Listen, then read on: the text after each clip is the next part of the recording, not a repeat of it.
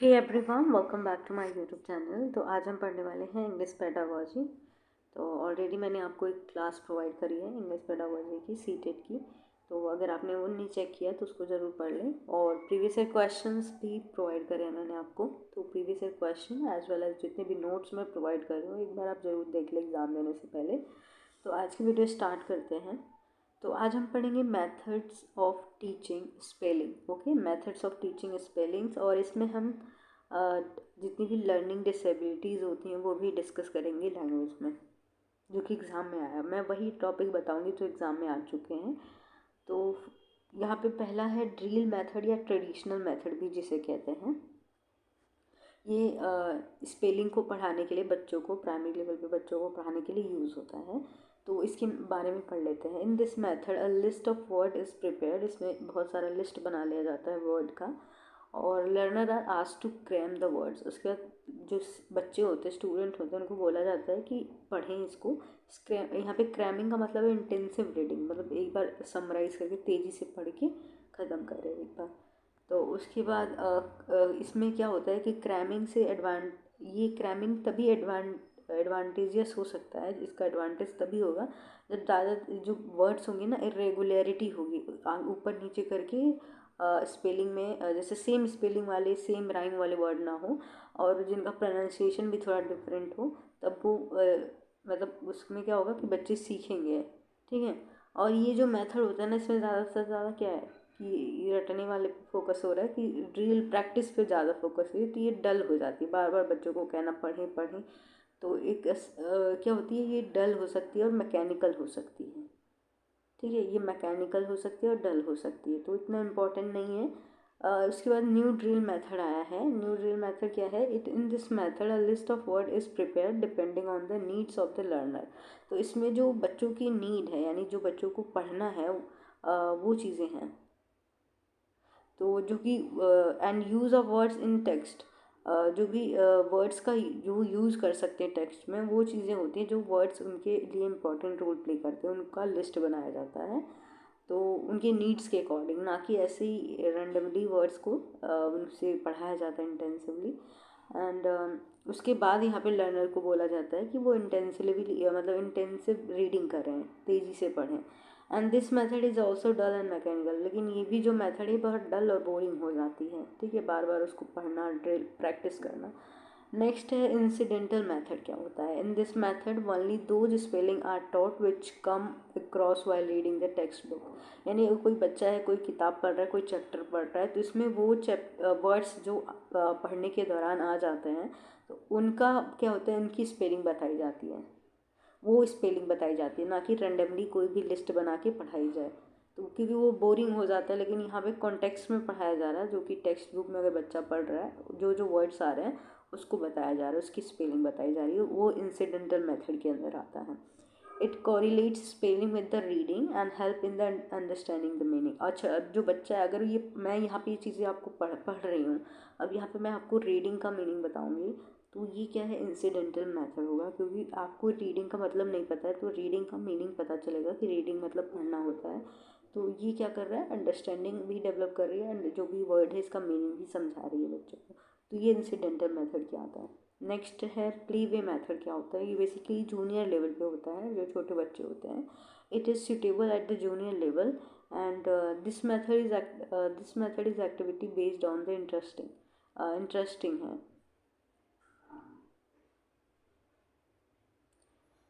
और learner ask to form on new words. इसमें basically जो लर्नर होता है ना, उनको बोला जाता है नए वर्ड्स को फॉर्म करने के लिए, जूनियर लेवल पे होता है।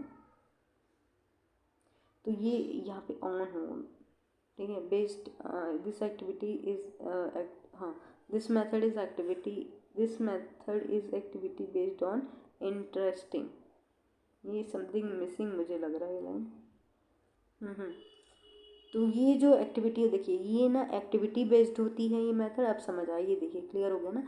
This method is based on activity and interest के बेस पे होता है, इंटरेस्टिंग भी होता है ये। ठीक है, तो ये जो मेथड है ये एक्टिविटी बेस्ड होती है, बच्चों को एक्टिविटी कराई जाएगी, और ये इंटरेस्टिंग भी होता है। Clear?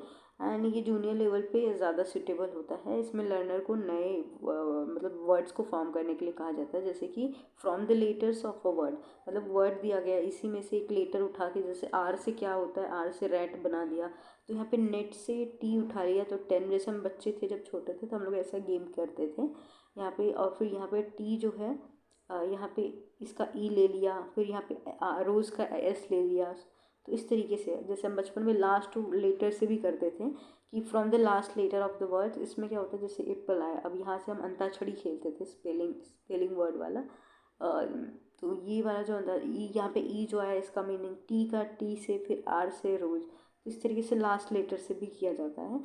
From the one word जैसे काइंड, काइंडली, काइंडनेस का अनकाइंड, तो हम एक ही वर्ड से दो वर्ड बना देते थे। तो इस तरीके का होता है ये प्ले वे मेथड, जिसे मतलब प्ले वे का मतलब यहाँ पे बच्चा एक्टिविटी कर रहा है, तो ये एक्टिविटी बेस्ड होता है और इंटरेस्टिंग भी होता है, ये जूनियर लेवल पे होता है। तो यही होप आपको ये लाइन क्लियर हो गई होगी।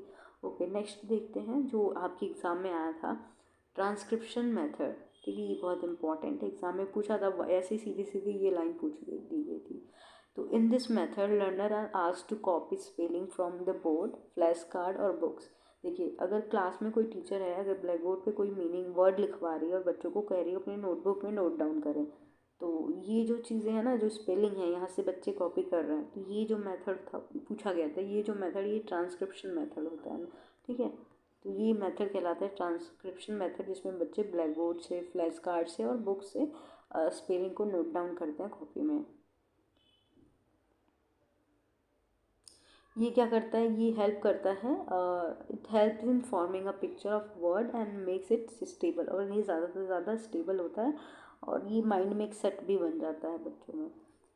डिक्टेशन मेथड, जिसे हिंदी में श्रुतलेख कहते हैं, आई थिंक, हाँ, श्रुतलेख। ठीक है, श्रुतलेख का मतलब सुनकर लिखना होता है। इसमें बच्चे, ये पूछा जाता है तो इसमें बच्चे की जो लिसनिंग होती है, लिसनिंग स्किल भी बढ़ रही है, टीचर क्या कर रहा है, लिसनिंग स्किल भी बढ़ा रहा है, और यहाँ पे राइटिंग स्किल भी बढ़ रही है ना, राइटिंग स्किल, लिख भी रहा है, सुनकर लिखना, तो डिक्टेशन कहलाता है। तो it help in solving spelling error और अ मिस्टेक। ये जो मेथड होता है इसमें क्या होता है, जो भी स्पेलिंग एरर होता है और जो भी मिस्टेक होता है उसको सॉल्व करने में हेल्प मिलती है। It help in fixing spelling permanently in the minds of the learner. जिससे कि कोई स्पेलिंग गलत होती है या फिर भूल के जो टीचर लिखवाते हैं, तो ये परमानेंटली जो स्पेलिंग होती है ना, वो फिट हो जाती है लर्नर के माइंड में।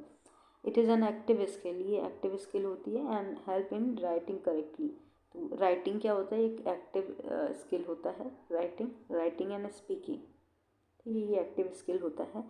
तो यहाँ पे जो लर्नर होते हैं अच्छी तरीके से लिखना सीख जाते हैं। जैसे बचपन में आपको अभी, जैसे कि मैं अभी बोलूँ तो आप लिख सकते हो, ये सब चीज़ें बचपन में कराई जाती हैं कि आपको श्रुतलेख लिखवाया जाता है, बोल बोल के टीचर लिखवाते हैं, ताकि आपकी राइटिंग स्किल भी अच्छी हो और आपकी लिसनिंग स्किल भी अच्छी हो। तो ये चीज़ें होती हैं। It is the first step to note taking, ये पहला स्टेप होता है जिसमें बच्चा नोट बनाना शुरू करता है सुन के। ठीक है, और इसमें स्पेलिंग जो भी गलत होता है वो करेक्ट कर दिया जाता है। तो ये डिक्टेशन मेथड आता है। नेक्स्ट है डिक्शनरी मेथड, ये भी पूछा जाता है।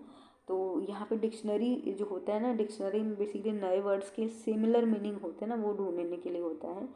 तो यहाँ पे learners are asked to consult dictionary, इसमें लर्नर को कहा जाता है नए वर्ड के स्पेलिंग को देखने के लिए डिक्शनरी की हेल्प लें। It not only help in learning spelling but also meaning and other related things. ये बेसिकली स्पेलिंग नहीं, उससे जुड़े बहुत सारे चीज़ें पढ़ लेते हैं, जैसे कि प्रोनाउंसिएशन हो गया, वहाँ पे दिया रहता है, उसका मीनिंग भी पता चल जाता है। तो ये चीज़ें जो होती हैं ये डिक्शनरी मेथड के अंदर आती है। तो इसमें ज़्यादा से ज़्यादा इस पे फोकस किया जाता है कि बच्चे डिक्शनरी यूज़र बने। ठीक है, वो टीचर पे ज़्यादा से ज़्यादा डिपेंड ना हो। ओके, नेक्स्ट आते हैं लर्निंग स्टाइल। लर्निंग स्टाइल क्या होती हैं वो हम देखेंगे। जैसे कि इंडिविजुअल डिफरेंसेस होता है, हर कोई व्यक्ति अलग तरीके से बिहेव करता है, अलग तरीके से रहता है, उसका इंटरेस्ट, एटीट्यूड और बैकग्राउंड, हैबिट एक्सेट्रा सब अलग तरीके से होता है सभी लोगों में, जैसे मेरे में, आप में। तो ये जो लर्निंग स्टाइल इसी मतलब ये जो होता है ना, स्टाइल भी इसी पे डिपेंड होती है। लर्निंग स्टाइल भी इसी तरीके से लोगों में अलग अलग हो सकती है। तो learners learn thing in a different way, जितने भी सीखने वाले हैं, चाहे मैं सीख रही हूँ, आप सीख रहे हैं, सब अलग अलग तरीके से सीखते हैं। तो according to AD there are 3 types of learner. इनके अनुसार 3 प्रकार के लर्नर हैं, पूछा जाता है एग्ज़ाम में। ऑडिटरी लर्नर्स जो होते हैं, जो सुन के सीखते हैं, जैसे कि these learner quickly memorise the spoken words. तो ऐसे जो लर्नर होते हैं, जो भी मैं अभी जैसे कि अभी मैं बोल रही हूँ, तो आप इसको क्या करोगे, सुन के उसको मेमोराइज कर लोगे, अब फिट हो जाएगा आपके माइंड में, तो वो ऑडिटरी लर्नर्स होते हैं। They prefer more oral representation, और ये ज़्यादा से ज़्यादा ओरल रिप्रेजेंटेशन यानी जैसे कि मैं बोल के आपको बता रही हूँ, वो ज़्यादा प्रीफर करते हैं rather than text book. Okay, क्योंकि टेक्स्ट बुक वो खुद रीड करनी पड़ती है। And these learner remain far behind in reading and writing. लेकिन ये जो लर्नर होते हैं ना, बहुत पीछे रह जाते हैं रीडिंग और राइटिंग में, क्योंकि वो पढ़ना नहीं चाहते हैं और राइटिंग करना भी नहीं चाहते, वो ज़्यादा से ज़्यादा ओरल रिप्रेजेंटेशन पे बेस्ड हैं। ओके, तो इनके लिए हमें मतलब इनके लिए हमें ऑडियो एड्स चाहिए होता है, जो टीचिंग मटेरियल है वो ऑडियो वाला चाहिए, जैसे रेडियो वगैरह, म्यूज़िक। नेक्स्ट है विजुअल लर्नर्स या प्रिंट ओरिएंटेड लर्नर्स भी कहते हैं, जो चीज़ों को देख के सीखते हैं। These learner quickly grasp what they see, तो मतलब जो चीज़ें वो देख के सीखते हैं उनको कहते हैं, मतलब जो चीज़ें जैसे कि मैं यहाँ आपको दिखा दिखा के समझा रही हूँ, तो आपको वो चीज़ें समझ आ जाएगी। वो ज़्यादा से ज़्यादा देख के चीज़ों को ग्रहण करते, ग्रैस्प करते, सीखते हैं।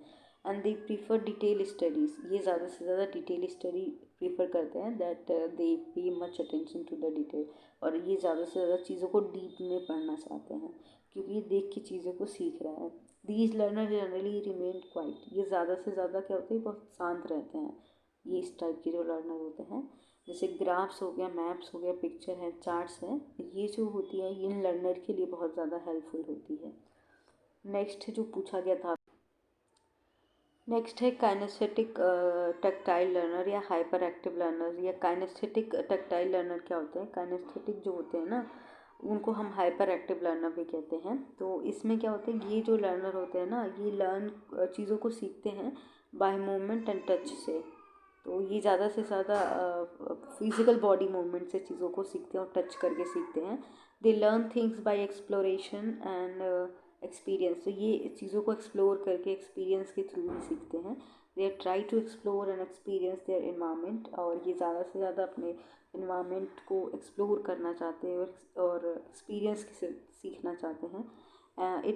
उसके बाद ये देखिए, ये जो होता है ना, जैसे कि कोई रिसर्च कर रहा है इन्वायरमेंट के बारे में, ईवीएस के बारे में, तो जाके फील्ड ट्रिप पे इस चीज़ों से ये सीखते हैं, तो ये इनके अंदर आते हैं हाइपर एक्टिव लर्नर या काइनेस्थेटिक टैक्टाइल लर्नर। टैक्टाइल का मतलब यहाँ पे टच है, तो काइनेस्थेटिक टैक्टाइल लर्नर या हाइपर एक्टिव लर्नर। तो याद कर लीजिए, काइनेस्थेटिक टैक्टाइल लर्नर और हाइपर एक्टिव लर्नर, ये मूवमेंट और टच से सीखते हैं, यानी फिजिकल मूवमेंट ज़्यादा होती है। पूछा गया था एग्जाम में कि काइनेस्थेटिक यहाँ पे, हाँ, काइनेस्थेटिक का मतलब क्या होता है, तो फिजिकल बॉडी मूवमेंट जो होता है ना, वो पूछा गया था, तो ये होता है। और इसमें इसके बाद भी कुछ ऐसे लर्नर भी होते हैं जो 2 से ज़्यादा स्टाइल में सीखते हैं, जैसे कि विजुअल से भी और ऑडी ऑडी हाँ, ऑडिटरी से भी। तो दोनों वाले होते हैं, तो टीचर को ये कंफ्यूज कर देता है कि कौन सा स्टाइल में पढ़ाएं। एंड ये जो तरीका होता है ना, ये तीनों जो स्टाइल्स होती हैं,